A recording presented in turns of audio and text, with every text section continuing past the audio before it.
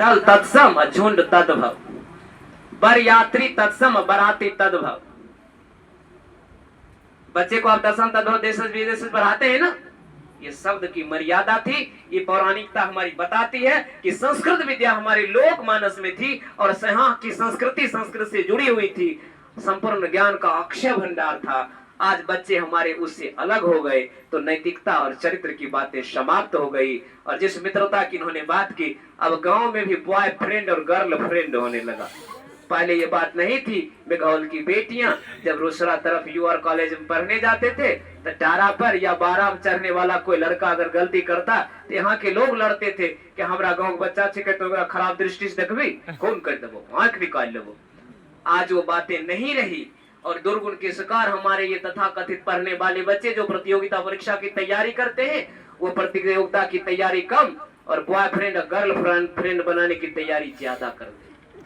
सूरज क्या सिखलाता है, कविता में साफ साफ कहा गया कि जब तुम काम करोगे तन मन हृदय लगाकर, अपने में विश्वास जगाकर, भय आलस्य भगाकर शीघ्र सफल हो जाओगे, मन चाहा फल पाओगे, यश पाओगे, सुख पाओगे, विजय कहलाओगे।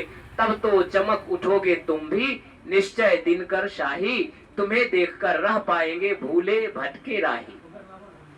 पुस्तकों के अभाव में आज कोई पिछड़ नहीं रहा है, मार्गदर्शन के अभाव में भी पिछड़ नहीं रहा है, पैसा के अभाव में भी कोई नहीं पिछड़ रहा है। पिछड़ रहा है गलत संगति से, गलत उद्देश्य से, गलत तरीके से जीवन जीने से। आप युवा हैं, समाज को आगे बढ़ाने की जिम्मेदारी है। समाज वही आगे बढ़ेगा जिसमें पौधे और पुरखों में समन्वय हो, बुजुर्गों में और बालकों में सामंजस्य हो। आज घोड़ा के पास कोई नहीं बैठता। आज समाज में बुजुर्गों की हालत जर्सी बाछा, गाय का बच्चा बाछा, भैंस का बच्चा बारह की तरह हो गए। कोई उपयोगिता नहीं बची। वो भले तुम्हारे जैसे पढ़े लिखे नहीं थे, उन्होंने भले जिस पे टी शर्ट नहीं पहना, लेकिन जाके बैठो बगल में और पूछो कि बाबा प्रातः काली के करा कहे छेतने गायक सुना हो, फिर उसका अर्थ लगाना और उन्हीं से पूछना, सारी चीजें समझ में आ जाएगी। हमारा समाज बहुत विकसित है, लेकिन हमें उसे अलग दृष्टि से देखने की आवश्यकता है। आप सभी प्रतियोगिता परीक्षा की तैयारी कर रहे हैं। प्रतियोगिता परीक्षा के एक दो उदाहरण मैं दूं और फिर अपनी बातों को विराम दो। हम लोग अरुण बाबू आए हैं, हम लोग सुनेंगे उनका। प्रतियोगिता परीक्षा हर जमाने में कठिन होती रही, क्योंकि उसके लिए जगह कम और प्रतिस्पर्धी ज्यादा हुआ करते थे। अंदाजा लगाओ, जब राम त्रेता युग में शादी के लिए गए, स्वयंवर था, बिना धनुष तोड़े किसी की शादी होती क्या?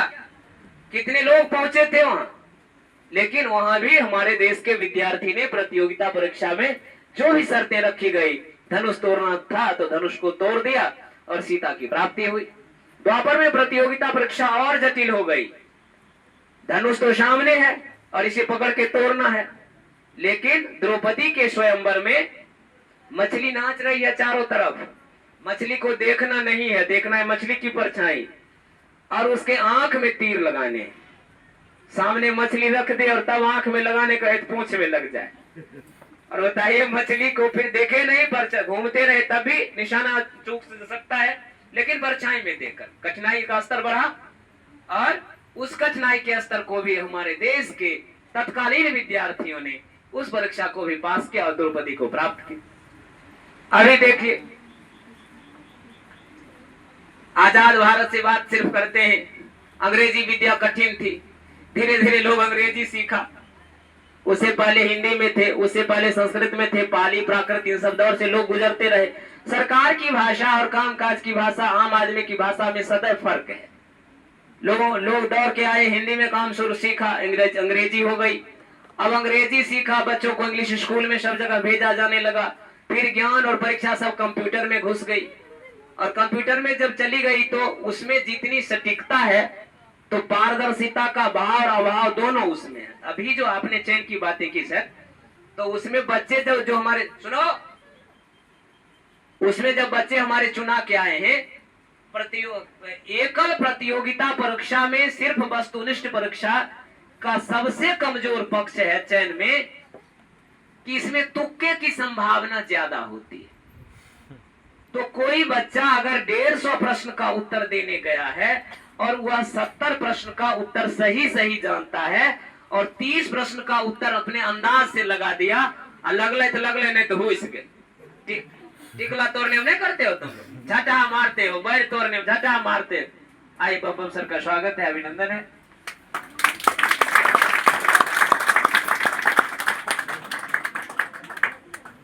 तो उसी प्रकार से लोग लगाते हैं और उसमें चुना के चले गए। तो ऐसी परिस्थितियों से चुना गया व्यक्ति जब विषयनिष्ठ बातें चाहे लिखने में, पढ़ने में करता है, बोलने में करता है, तो वह सक्षम नहीं हो पा रहा है। 1000 प्रश्न या 10,000 प्रश्नों का उत्तर भी यदि कोई जान गया तब भी वह ज्ञानी नहीं हुआ। उसके पास सिर्फ है नॉलेज, और बोलने, लिखने, पढ़ने के लिए चाहिए अंडरस्टैंडिंग, समझदारी का अभाव है। और ज्ञान हो गया अर्थात जिसका उत्तर वस्तुनिष्ठ हो। जैसे बिहार के मुख्यमंत्री का क्या नाम है? पूरी दुनिया में इसका एक ही उत्तर आएगा। पटना किस राज्य की राजधानी है? इसके उत्तर एक ही होंगे। लेकिन बिहार में आर्थिक पिछड़ेपन का क्या कारण है? कई कारण। अब जितने लोग आएंगे उत्तर उतने तरह का होगा, इसका कोई एक उत्तर नहीं आएगा। इस बात का उत्तर कोई समझदार व्यक्ति ही दे सकता है जो बिहार को कई तरीकों से जानता हो। यही है प्रतियोगिता परीक्षा। एक पैटर्न डेवलप है, 2-3 हजार प्रश्न सेट है। तो प्रतियोगिता परीक्षा में उन्हीं प्रश्नों का बार बार अभ्यास कराया गया। आधे प्रश्न उन्हीं 3-4 हजार प्रश्नों से पूछे जाते हैं। आधे प्रश्न का पैटर्न बदलते रहता है। हमेशा ध्यान रखिए, सीखने में, धर्म के काम में और गंभीर विषयों में 2 मित्र परिचित एक साथ नहीं बैठे, नहीं तो आपको लाभ नहीं होगा। ये बैठने की मर्यादा है। मैं गौल की धरती पर जब आता हूँ तो याद वो सारी कथाएं आती हैं जब महापुरुषों से को सुनने का अवसर मिला कि बेगूसराय में सबसे पहले बीपी हाई स्कूल, उसके बाद मंझौल का जयमंगला स्कूल, परिषद मध्य विद्यालय, और उसके बाद आपका मेघौल का स्कूल। शिक्षा के क्षेत्र में इतनी बड़ी भूमि का दान शायद कम ही जगह एक गांव के लोगों ने दिया है। और मेघौल का क्षेत्रफल कहां तक है? कांवर तक। मेरे गांव में भी 200 बीघे जमीन की पट्टी इनकी थी। हमारे पुरखों ने किसी तरह नाता रिश्ता जोड़ जाड़ कर कैसे मांग कर लेकर अपना लिए किसी तरह हासिल किया। आज भी लगड़ी चौर कांवर तक आपकी संपत्ति है। कालखंड बिगड़ता आगे बढ़ा और हम सभी लोग अपनी पहचान गंवाते गए। अच्छे और पढ़े लिखे लोगों ने गांव से वास्ता और रिश्ता कम किया। हम जो लोग बैठ गए तो कभी कभी आप देखते हैं बालू जो पानी में घुला है, थोड़ी देर में वह जमीन में बैठ जाता है और फिर पानी ऊपर आ गया तो फिर उसके नीचे जो कंकड़ पत्थर या कुछ बीज बच गए, उसे आगे निकलने में बहुत कठिन परिस्थिति होती है। वैसे ही परिस्थितियों से निकले हुए ओम शंकर जी हैं, जिनमें संभावना तलाशना बहुत कठिन था। पहले इन्होंने खुद को स्थापित किया। देवेंद्र पहली परीक्षा में 40 के आसपास लाना था, गंभीर नहीं हुआ। दूसरी परीक्षा में 80 की बाउंड्री पार हो गई, है ना। टीआरई 1-2 में ये तो अंतर रहा। और तीसरी परीक्षा से फिर क्या क्या हुई ये कहना उचित नहीं है।